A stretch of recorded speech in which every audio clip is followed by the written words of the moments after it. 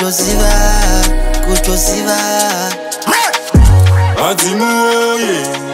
inzwai mwana wenyu nditaure zvinondinetsa mumoyo kana ndafa ndaenda upfumi hwangu hunochiwa naniko Mwari mambo inzwai mwana wenyu nditaure zvinondinetsa mumoyo kana ndafa ndaenda upfumi hwangu hunochiwa naniko Andidi kusiya panyika pano sina staff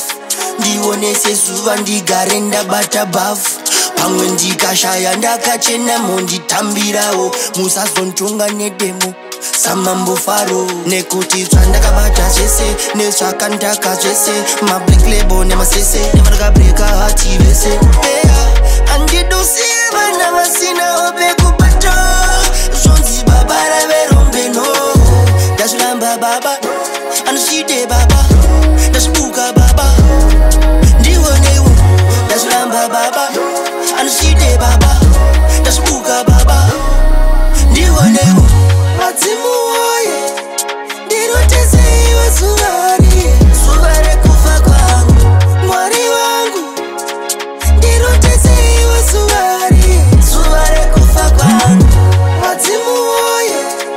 ndiroteseiwe zuva rekufa kwangu Mwari wangu ndiroteseiwe zuva rekufa kwangu